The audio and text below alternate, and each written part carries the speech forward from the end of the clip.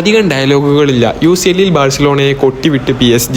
മത്സരത്തിന് മുമ്പ് PSG കിട്ടണമെന്നും PSG പൊട്ടിക്കണമെന്നും ചില ബാഴ്സലോണ താരങ്ങൾ വെല്ലുവിളിച്ചിരുന്നു. ഇരു ടീമുകളും മികച്ച പ്രകടനം തന്നെയാണ് കാഴ്ചവെച്ചത്. പക്ഷെ PSG ഒരു പടി മുന്നിൽ. ഫെറാൻ ടോറസിലൂടെ ആദ്യം ബാഴ്സലോണ ലീഡ് എടുത്തെങ്കിലും 38-ാം മിനിറ്റിൽ PSGയുടെ 19-കാരനായിട്ടുള്ള മയോലയുടെ തിരിച്ചടിച്ചു. ബാഴ്സലോണയുടെ കാര്യം പറയുകയാണെങ്കിൽ ബാഴ്സലോണയുടെ ഡിഫൻസീവ് ഏകദേശം ഈ ഒരു മത്സരത്തിൽ മോശം പ്രകടനമായിരുന്നു കാഴ്ചവെച്ചത്. റൈറ്റ് വിങ്ങിൽ ന്യൂനോ മെൻഡസും ലാമിൻ യമാലും തമ്മിൽ നടന്ന ആ ഒരു യുദ്ധത്തിൽ ന്യൂനോ മെൻഡസ് യമാലിനെ പൂട്ടി. അർഹിച്ച അംഗീകാരം എന്നോളം ന്യൂനോ മെൻഡസിനായിരുന്നു മാൻ ഓഫ് ദ മാച്ച്. മത്സരത്തിൽ 64-ാം മിനിറ്റിൽ ഡാനി ഓൾമോക്ക് ബാഴ്സലോണയ്ക്ക് വേണ്ടി ലീഡ് എടുക്കാൻ അവസരം കിട്ടിയെങ്കിലും അത് നഷ്ടപ്പെടുത്തി. പക്ഷേ 90-ാം മിനിറ്റിൽ ബാഴ്സലോണയുടെ ഓഫ്സൈഡ് ട്രാപ്പ് പൊട്ടിച്ച് സെർജിയോ റാമോസ് ഗോൾ നേടിയതോടുകൂടി PSG ഈ ഒരു മത്സരം വിജയിക്കുകയായിരുന്നു. അങ്ങനത്തെ ഡെയിലി ഫുട്ബോൾ വീഡിയോസ് വേണമെങ്കിൽ നമ്മുടെ വീഡിയോ ലൈക്ക് ചാനൽ സബ്സ്ക്രൈബ്. പിന്നെ 5 കുഞ്ഞുങ്ങളെ കൊന്നെടുക്കുന്ന ഇസ്രായേലിനെയാണ് നിങ്ങൾ സപ്പോർട്ട് ചെയ്യുന്നതെങ്കിൽ നിങ്ങൾ ഒരിക്കലും എൻ്റെ ചാനൽ സബ്സ്ക്രൈബ് ചെയ്യേണ്ട ആവശ്യമില്ല. നിങ്ങൾ ഫലസ്തീൻ ജനതയെ നെഞ്ചിലേറ്റുന്നവരാണെങ്കിൽ നമ്മളെ video like channel subscribe. Comment ബോക്സിൽ ഫ്രീ ഫലസ്തീൻ എന്നുകൂടി കമൻറ്റ് ചെയ്യാനും മറക്കണ്ട.